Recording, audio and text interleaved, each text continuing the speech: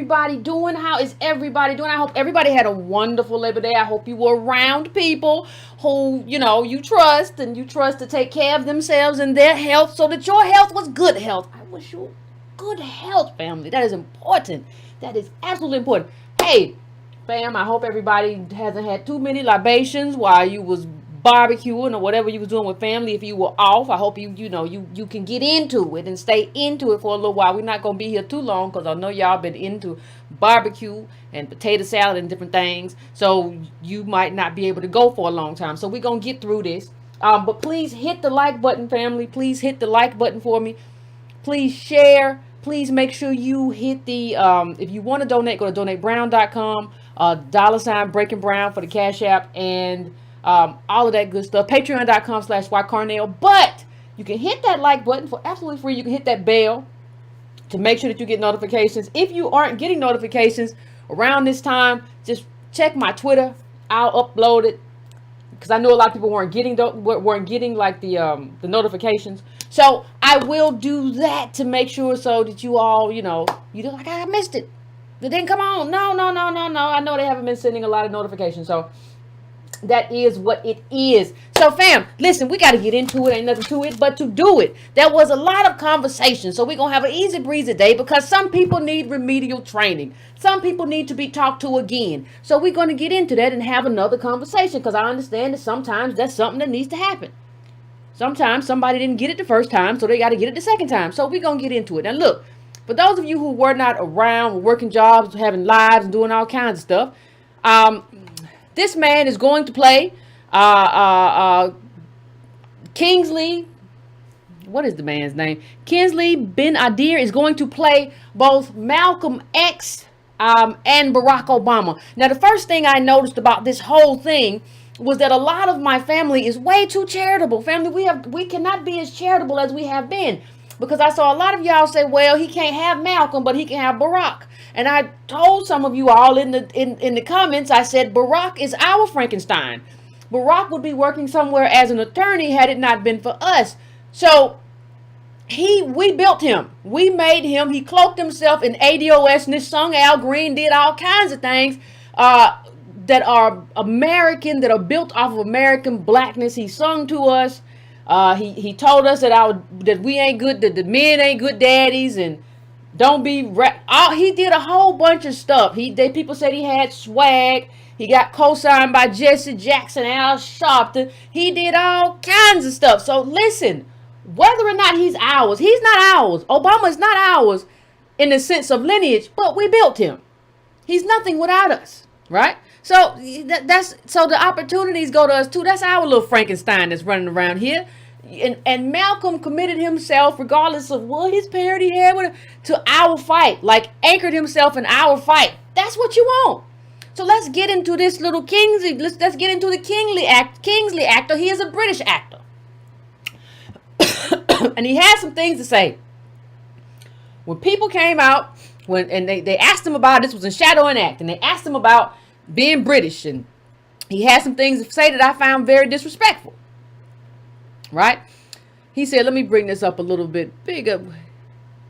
Hold on one second so that everybody can see. He said, look, no disrespect to Americans, but America is the center of its own universe culturally, said the actors playing Malcolm X and Barack Obama in separate projects this year. Now, I think he's right. But guess what? Hollywood is in California, which is in America. Kind of the right to center ourselves in American filmmaking. What you said don't really make no sense. But it kind of sounds like the woman who was in The Walking Dead. I couldn't even find that clip. I was looking for it. The woman who was in The Walking Dead and in Black Panther, who said, America's not the center of the universe. Like, how do you come here and like to be famous and make a name for yourself, then be like, well, y'all and everything. What are you talking about? It sounds like a similar theme where we're told to just like, we're not the center of things as people talk to us from here, right here where we are. It's like me coming into your living room and saying, your living room ain't really that nice. And you sleeping on my living room sofa telling me, well, your living room ain't all of that. You just think yourself so much sometimes. It's real weird. It's real strange. So let me go to something else. So let me go to, well, he had a couple of things to say. Let me see if I can find them. Because one other thing, and they were all kind of, for lack of a better word, worrisome. He also said that, he also said that we have an issue as in terms of ADOS. And let me see if I can find that quote. Well, he said, okay, he said, it's understandable that Samuel L. Jackson doesn't have a clue what it's like growing up as a man in inner city London. He probably thinks we're all sitting around drinking tea with the Queen, and that's not the truth. He probably think, yes, that I can't pronounce the child's name, but from The Walking Dead and the thing, you right, yes, that one. Yes. So he said that, and it was very disrespectful. You're talking about a man, Samuel Jackson, who has a career that spans decades. I know you as the little man who got blew up in Peaky Blinders. That's the only way I know you. We have gotten into letting people talk disrespectfully, but I went and looked up your school. You said y'all don't drink tea and all this kind of stuff, and that's what he thinks. But do I have the right school? Did you go to this school? Is this your school? This William Ellis School in London? Because when I went up to the wiki, that's where you went to school. Now I'm not saying you sipping tea, but if that's your school ain't the typical ADOS school, right? That's where Acho went to school. What's the man? Emmanuel Acho. Not literally, but I'm saying the kind of top tier school. Acho went to school here in America, in Texas, I think. Because he's an American, he just kind of flip-flops. He says, I'm Nigerian, but he's born and raised, I'm American. Technically, he is American, but they go to they go to these schools, right? Like, Acho, before that, he was bragging about, y'all know who I'm talking about, Emmanuel Acho. He was bragging about to somebody else, I went to a top-tier white school, and one of the top white-tier schools. Y'all, there is this idea that makes no sense of sameness. See, you can even be similar. Similarity is not sameness either. And distinction is not divisiveness. Distinction is not divisiveness. And similarity is not sameness. So nobody can tell you what you are, like you went and you said a lot of stuff. Nobody can tell you what you are. I know that you ain't us, right? But I know that because the Malcolm X production, from what I understand, is a Regina King project. And the same thing that happened to her, it seems, happened to remember Slim and whatever, Kaluuya was playing that. And he had dinner with the late lady. What's her name? These people. See, that's how much I don't care. I don't remember their names. What's her name? Lena Waithe or something like that. And you convinced her, Kaluuya, that you would have won for the role. You also convinced Jordan Peele that you would have won to play and Get Out. These people have conversations with y'all and convince you, no, it's all black the same. Because here we have more confirmation. So this is from the interview. He says, and this is Kingsley talking about his conversation with Regina King. He says, Regina and I had a big discussion about this before she cast me, because it was a big decision for her, he said. I had to explain to her that I get it. I understand what this means. I get what Malcolm stood for. Listen, I can learn about it. I can be sympathetic. I don't know it. That is not my lived experience or my inherited experience.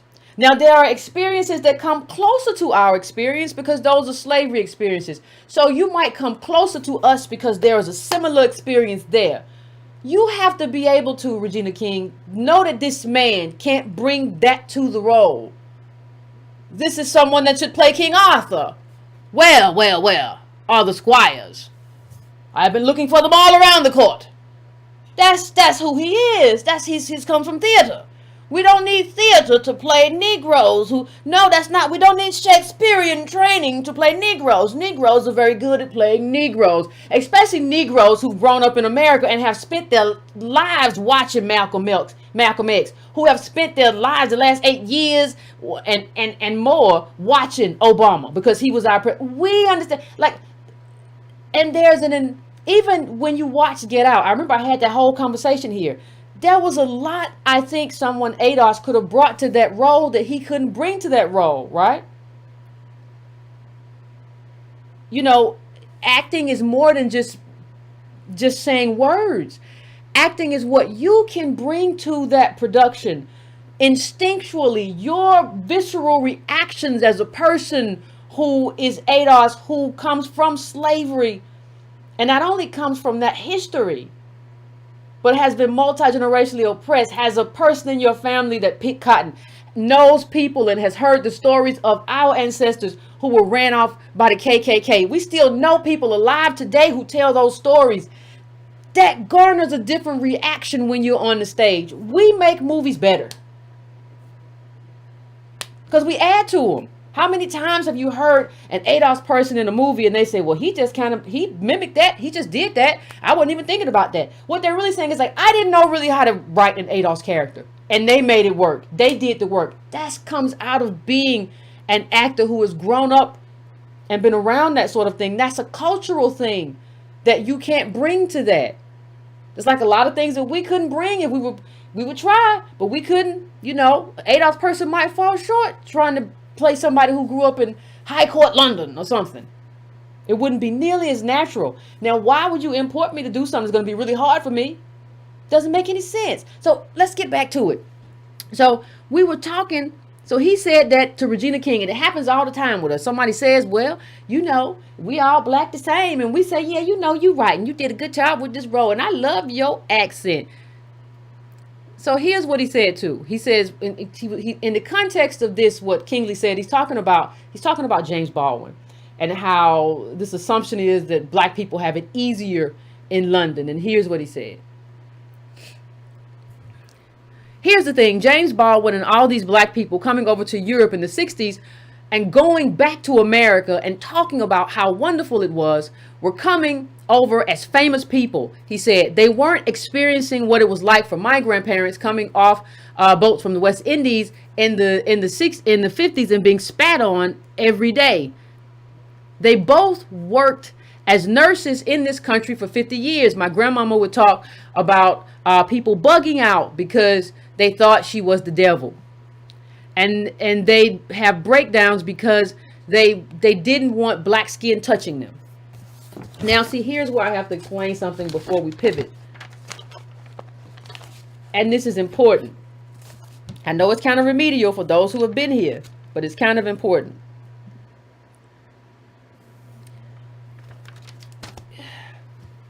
This is what he is describing. Individual acts of racism against the person are not the same as multi-generational oppression. It's awful. I'm not diminishing it at all.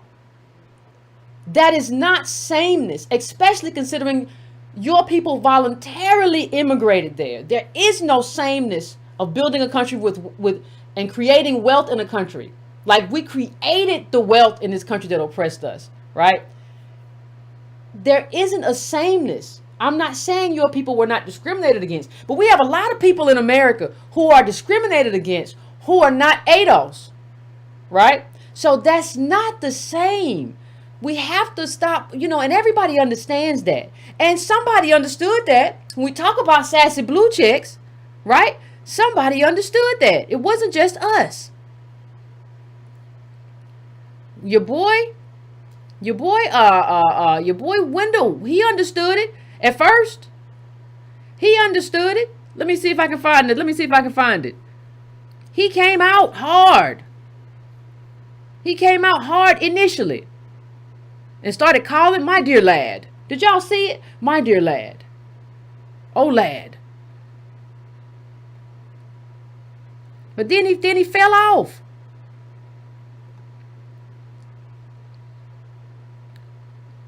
He went at him. Hard. What's the actor's name? Hold on.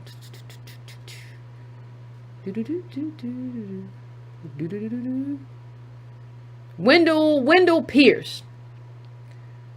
Wendell Pierce initially came off hard, and he told him, in a nutshell, y'all get paid less than we do, and don't assume that we don't know about the rest of the world, and all of that good stuff. Wendell came hard, and we were cheering him. We were going, go on, Wendell. You're getting him. You're telling him about himself.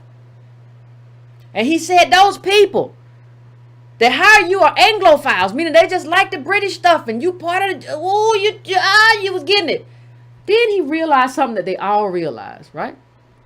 He realized that, oh my gosh, I am agreeing with ADOS, and that cannot be. I cannot be over here agreeing with ADOS. So he decided he would throw us in the trash. That's what people do when they realize that they are agreeing with us. Oh Lord, they made so much sense. I agree with them, so now I got to throw them away. Or I don't know if these people are confused or whatever, but I'm tired of all this remedial training. But whatever, let's talk about it. He said, just as I advise this young actor not to be used in a divisive practice, I won't allow my advice to be subscribed to another. ADOS is a calculated agenda of divisiveness predicated on semantics and obfuscation and political distraction. In other words, BS. He was talking tough, y'all. He was talking tough. We are basically, we're the same. That's the point. These artificial comparisons and divisions, divisive ideologies are destructive. Those who perpetrate it don't have our best interest at heart. Racism manifested in Africa, Europe, and the Caribbean, and the Americas are different only in the manifestation and the impact. Not the impact, I'm sorry. The impact is very different everywhere. People just don't know history. It amazes me that we don't learn from history. The slightest differences are used to pit us against each other. A tribalism that begins in small and festers if we adopt these insane beliefs. Hutu and Tutsi come to mind decades after colonial rule that divide, festered, and genocide. Listen, sir. Listen. Let's not be stupid. Let's not act a fool on Twitter. Let me just explain something to you. We are a group of people as ADOS who have accepted black immigrants from everywhere. We have never developed a level of tribalism, even amongst ourselves. We are not tribal in a negative way. We need to be tribal in a positive way because we are the same tribe. But we've never been tribal. We've never excluded people. I'm not saying somebody didn't get made fun of. We all got made fun of. Some people got made fun of for having a big head. Some people got made fun of for being overweight. People got made fun of. Everybody. What I'm saying is that we never excluded anyone. You don't have to warn us about being Tutsis or Hutus. We're not Rwanda. We have never behaved that way. We have been welcoming, and it's disrespectful for you as an ADOS to even say that about another ADOS. We have never been that way. But you don't know enough. If you say we can't carve out a space for ourselves, everybody else understands. You go through Twitter and everybody got their flag in there. And then when we hold up the American flag and say, hey, we're ADOS, everybody says, oh my God, you're so divisive. Why would you do that? No, this is our flag. We're Americans. You're going to come here and tell me I'm not American. And you as an ADOS is going to tell me, see, what people don't understand is what this man just did is say everything that I said yesterday don't make no sense today. I know yesterday I said a bunch of stuff, and I said stuff that was anchored in ADOS in terms of who we are, and we told him who we are. This man, what's his name? Leroy Wendell said we get paid more. We're different from you, and those other people like you because you're different from your Anglophile. That's what he said the first when he started talking. Then he started talking and said, "Well, all the same, I don't know why anybody's being divisive. I was just trying to tell the young brother not to help the people divide us." No, you told him the truth the first time. You told him we are different, and the director or the producer or whoever likes him better because they're Anglophiles. You said we're different, and we are.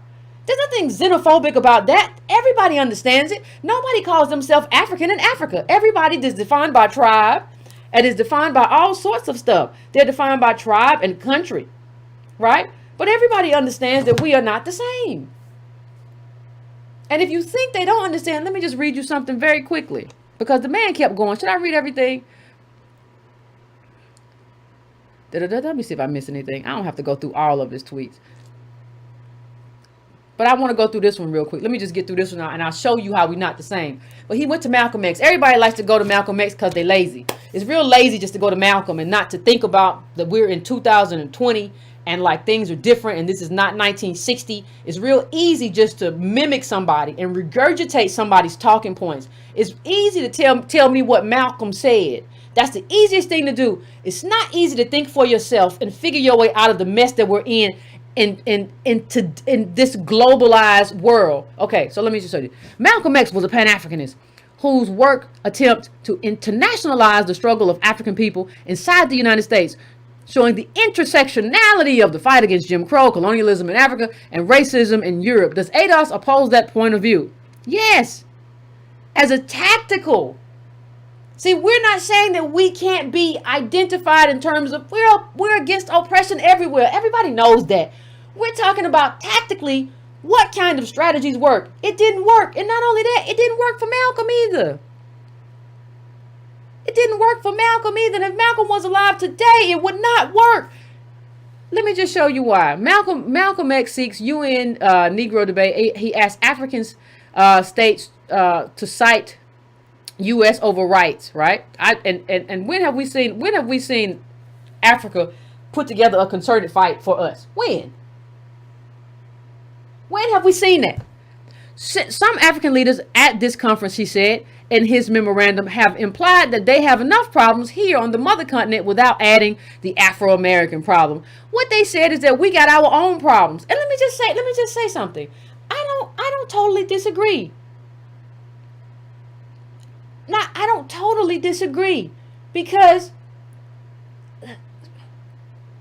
when you look at it, we're going to get into it, but when you look at it, from whether you go back, whether you start in the 1960s or before that, when you look at the people who were Pan-African, whether you look in the 80s, whether you go back to the 60s, they were assassinated. The people who would most likely agree and try to align with us and have some type of Pan-African strategy, you didn't even protect them. You know, if you want to align with us, the best thing for people who are still in African countries to do is to elect people who align with us and keep them alive. Because you know who's coming. We're not going to get into it. I know who they are. I bet you Yvette doesn't know who's responsible for them. Yes, I do. I absolutely do. We're not going to talk about all of that, but we know who do. We know how our leaders took out too. But see, we're not countries. We're people in a country. We're Americans. You're countries. You got to keep the people alive who agree with us. And Malcolm warned us something else.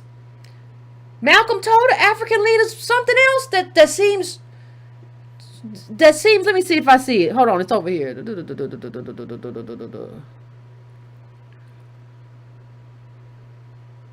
This is what Malcolm said. Hold on one second.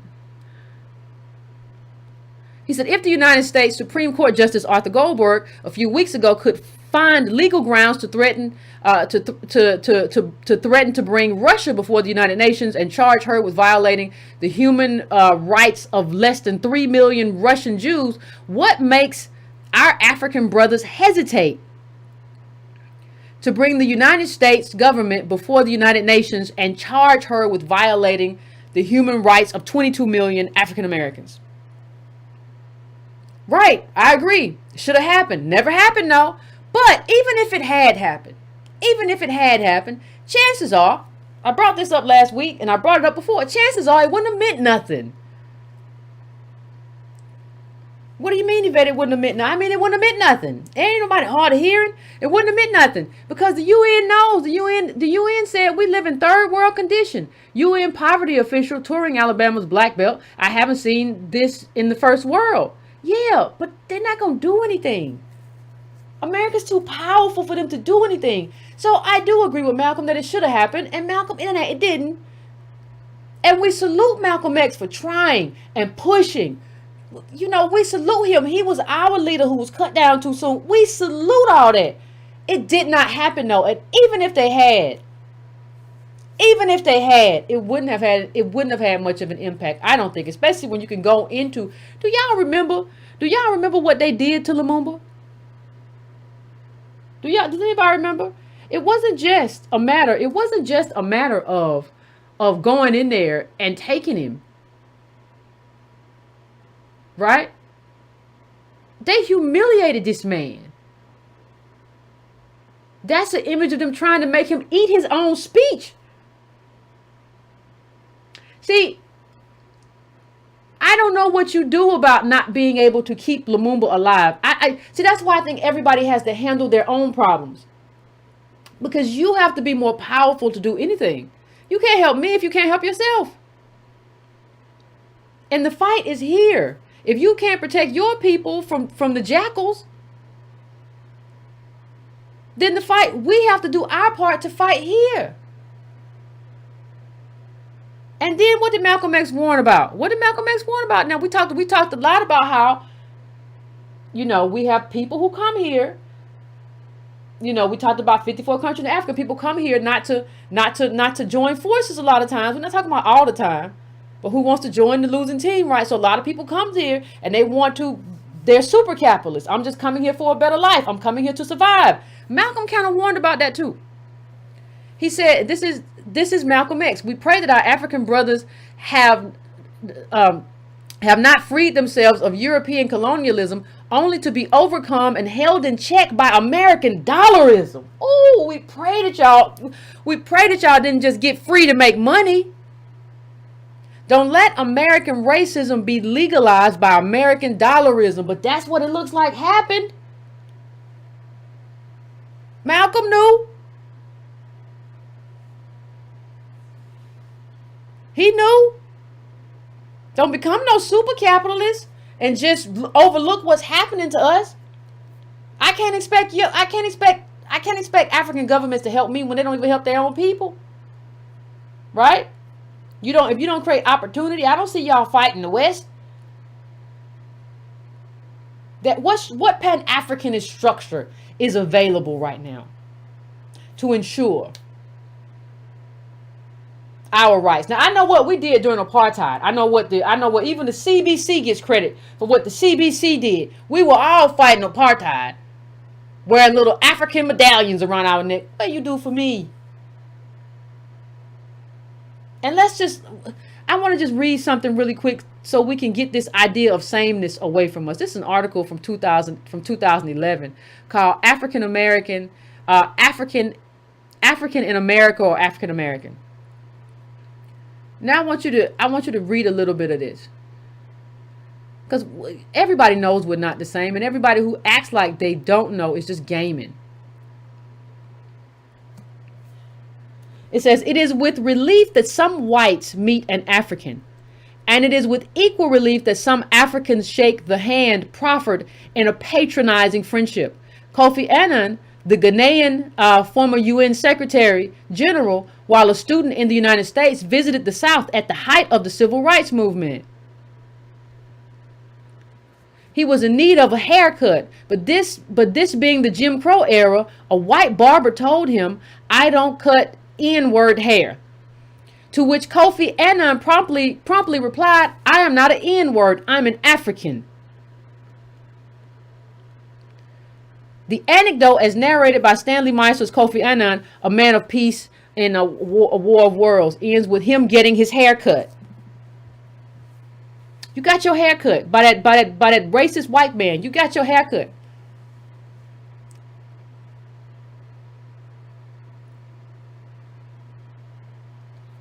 Now, hold on, let me see if that's the right one. Hold on 1 second.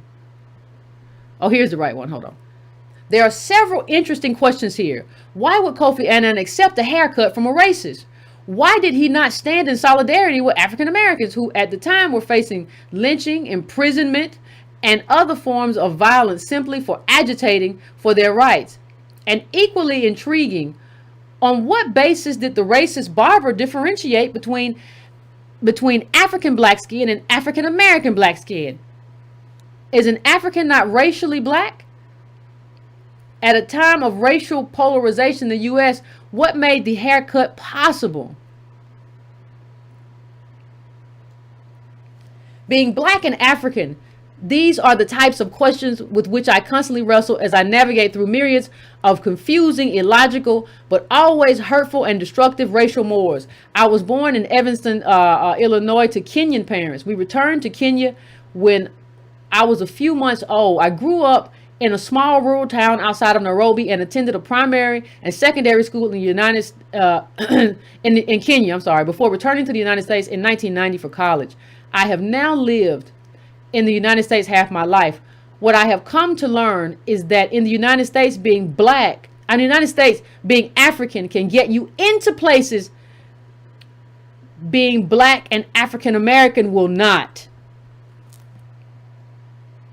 Read that one more time. Being African can get you into places being black and African American cannot. Let's just read this part right here really quick.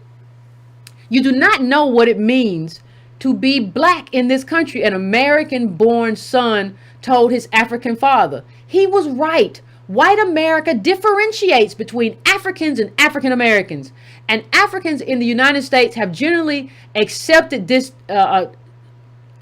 Africans in the United States have generally accepted this differentiation. This differentiation, in turn, creates a divide between African Americans,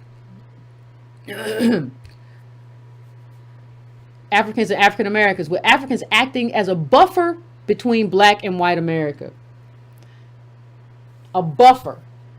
A buffer. We are not the same. We've never been the same. Everybody knows that, and that's not an insult to anybody. Allies are the first ones to tell us we're not the same and what goes on. For instance, take the African foreigner privilege. In Ohio, thirsting for a beer, I walk into the closest bar. Silence. I order a beer, and the white guy next to me says, "Where you from? Where is your accent from?" I say, "Kenya." Relief, followed by the words, welcome to America. I thought you were one of them. The thirsty writer in me is intrigued. Now that I am on the inside, I can ask, what do you mean? Well, you know how they are, followed by a litany of stereotypes. Eventually, I saw my piece. I say my piece, but the guy looks at me with pity. You will see what I mean. Never mind that to this. Welcome to America. I said, I've been in the U.S. for 20 years. The conclusion is that if Africans fresh off the boat are doing better than African Americans who have been here for centuries, then racism can no longer be blamed. But the reports do not consider that just maybe at either Harvard or community college, Africans experience race differently from African Americans. Africans experience a patronizing but helpful racism as opposed to the hostile, threatened, and defensive kind that African Americans grow up with. Racism wears a smile when meeting an African. It glares with hostility when meeting an African American.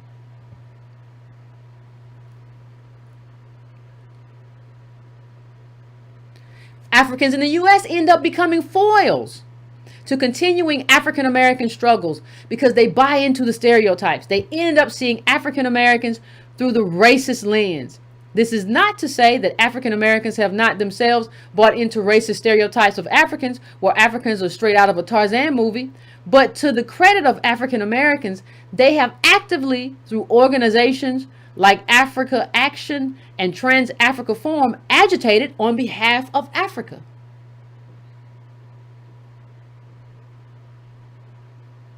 Indeed, Nelson Mandela once said that without African American support, ending apartheid would have taken much longer. But one will not find organizations in African countries that reciprocate.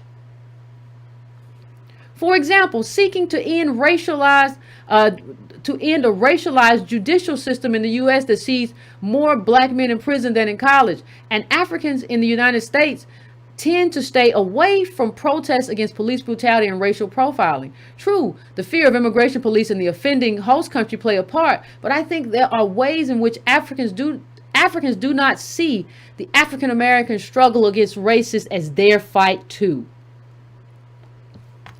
They do not see it as their fight too. Everybody, listen, Wendell, what's his name? Yes, Wendell. We're different. And the little Kingsley, we're different.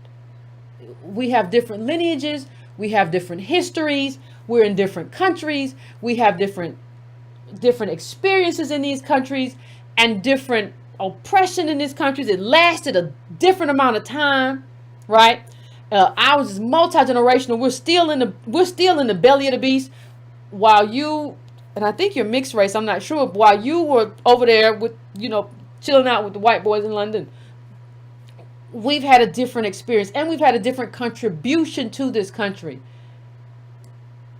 And even people in African countries, and people, the gentleman, the writer from Kenya that I just quoted, everybody acknowledges that. Why do we stay stuck on this idea that there is a sameness here? I said it before, melanin is not a tie that binds. We have allies, and we will continue to have allies. But our allyships will be based on values, not this idea of race, which was really given to us by white supremacists who decided, like, y'all are black. Who do you get to? How do you get to even decide anything? You don't get to decide. What are you talking about? I guarantee you, this Kingsley fellow in London who has a very different experience. And I will say this to Wendell. I remember when he did a lot of work for Hurricane Katrina. He did a lot of work and did good stuff. And I want to say that, part of the reason I think that you did a lot of what you did is because them's your people. You don't run off everywhere every time something happens in the world, do you? You don't go nowhere. You did this because you recognize those people as your people. And there's nothing wrong with recognizing these people share the lineage. Doesn't mean you don't care about nobody else. Doesn't mean you won't have allyships with other people or friendships with other people. Doesn't mean you won't have that. It just means it would be based on something. Just because you have your tribe, everybody got their tribe. And tribalism doesn't have to be toxic. We've never excluded people or did anything horrible to people. It just means we have to take care of ourselves first, especially considering that we're drowning fast. That's what it means. It means you gotta, when they tell you, when you saving somebody in the pool or something, or in the ocean, they tell you, even when you are playing, put your life vest on first. Before you try to help anybody else, put your life vest on first. That's all we trying to do. All we trying to do is put our life vest on. That's it. I can't help you. I got to put my life vest on. And you got to put your life vest on too, because let me tell you why. You go through this thing and you see by a bunch of different people, but you go through different African countries and you just see, this is just a list of assassinations. I mean, this is just a lot. We're not going to go through all of them. But this is a lot of people to have been knocked off. You all have a lot of work to do, and I'm not going to stop you from doing it. I'm not going to tell you, well, you got to be over here and do this. Y'all got to come over here and do this. I'm not finna tell nobody. I'm finna handle my business. That's what I'm finna do. And y'all gotta handle y'all's. Can you protect your leaders? Can you? I mean, what? And with all the influence from the West and stuff, can you? I know now there's a lot of Chinese influence. Can you all be self-led? Is it possible? These are a lot of people. That's a lot. I mean, y'all have business. And the list goes on. You can look it up on your own time, fam. But the list goes on and on and on and on and on. Elect people who agree with us. And don't let them get taken out. Deal with corruption. Deal with the way the income inequality that exists in many of your own countries. Not all of them. I'm not throwing everybody in the same bag. We know corruption levels in places like Nigeria are far worse than other places. To say like Mozambique or somewhere. We know that. We're not crazy. But I'm just saying you still have business to handle.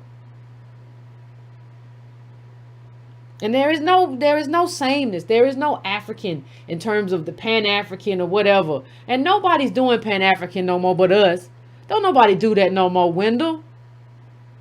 Nobody does that but us. Don't nobody even talk about that. When you talk to people from different countries, whether it be Kenya, like the writer, or whether it be people from, whether it's Somalia or Eritrea or whatever, South Africa, they all tell you, before I came here, I wasn't African. I was Kenyan. And I was Nigerian. I was from this tribe. Or I was from here, and They don't say that. Nobody becomes African till they hit America, and when we hit them with that flat blackness. No, we should let them be what they are too. When you hit here, you should say, I'm Nigerian. I'm whatever, and then there's no flat blackness. Well, now I'm just African, and you African too, right? That doesn't exist anywhere in the world. And we're the last people to let it go, and it's time to let it go. And the fight is here. Listen, this is where the fight is. And if you want to knock the first domino down, this is how you do it. There is no other way to knock that domino down. Because America's going to have its hand in everything else. Because in order for America to pay reparations to ADOS, that means that we've transformed America. That's what's happened. This is not the same America if it pays reparations to us. That means that we have transformed this country. We're already on the way to doing that, because we've already, look at the amount of co-sponsors we've gotten for HR 40, just in terms of, look at the polls that have recently come out in terms of support for reparations. You have to transform this country to reform imperialism. It starts right here. This is the domino. Stop telling me about everywhere you went and everything you did. I don't need your biography. I'm not interested. I'm interested in you understanding who we are and how we start and how we move. The other strategy is outdated, and you don't even have the leadership in place to make it happen. I understand. I totally understand how Malcolm X did what he did in terms of the people. You got to understand what happened during all of those years in terms of colonization ending, and a lot of these African countries, it looked like there was a new horizon. And then, you know what happened? Jackals came in, right? But that's not the world that he lived in. Looked like a world of promise, of liberation. Jackals move fast, though. That way is not going to work now. It's not going to work. It didn't work then, but I understand why. And I understand why it didn't work, and I understand why they were trying and why they were moving in a certain direction. But them too many assassinations. And they didn't get replaced with the right people. And the people in those countries didn't push to replace, though. They didn't push to, we haven't seen another Patrice Lumumba. We haven't seen that. So even if you were going to do this project, there have to be a lot of pieces in place, and it's not going to work. And quoting me, Malcolm X, is not going to work. We have to have some kind of political imagination where we imagine a world and the political tools for 21st century America, and this globalization that's just kind of suctioning the best from all these African countries and Caribbean too. This brain drain that pulls the best out of there and pulls them here to compete with us. Understand that it's not good for people for African countries, for a lot of their best people to be pulled to the West. That's not good either. There has to be another solution. But I think we have to work on our part of this block. We're in the belly of the beast, and we got a lot of work to do with ourselves and with our allies. And we got to work on that. And ain't nothing wrong with that at all. There is nothing wrong. Like I said, a distinction is not a division. We're different, and that's just the way it is. So anyway, fam, let me take a break and come back, and we'll have a few calls. I'll listen to what y'all got to say. No libations. And we'll have a conversation.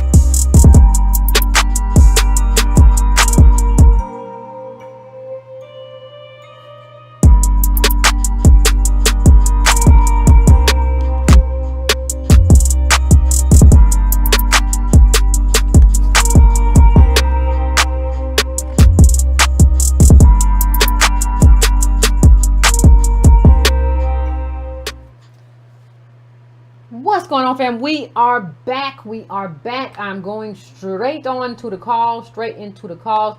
I'm going to 860. What is your name? Where you calling from? What's on your mind?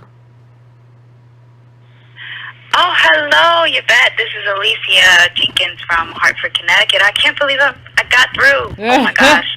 How you doing? I'm well. I haven't called in a while, Okay. so thank you for accepting my call. No problem. I'm just gonna mention some books in regards to what's going on tonight. Okay. First of all, I have Malcolm X's book, the autobiography of Malcolm X, that I got a few months ago that I'm looking forward to reading. And watching your show tonight really got me thinking about Malcolm X and the full character of who he is, and the full human being of who Malcolm X is. I am a Trinity College graduate, and I was told while I was at Trinity that Malcolm X and Martin Luther King used to visit Connecticut often, especially Martin Luther King because he used to pick tobacco in Granby, Connecticut. And Malcolm X used to come to Trinity to, like, learn. Like, he would, like, sit in a class and just, like, take notes.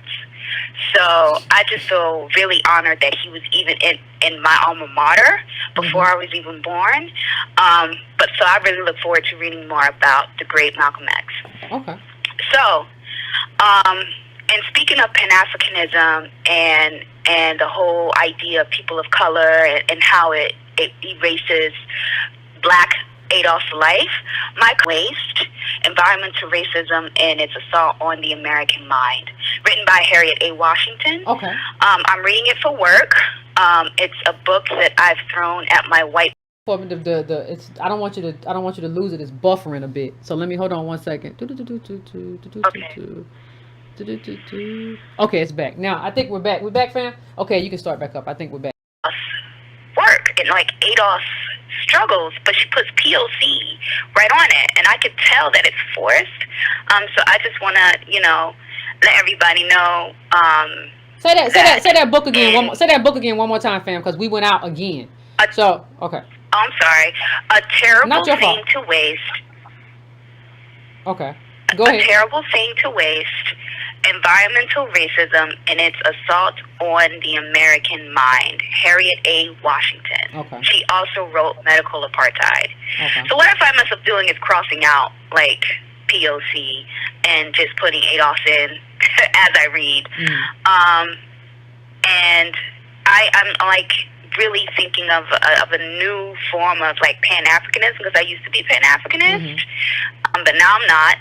And I think the new way for Black people globally should be us working on getting our justice claim and working our... Bye-bye. God. Dropping and dropping and dropping and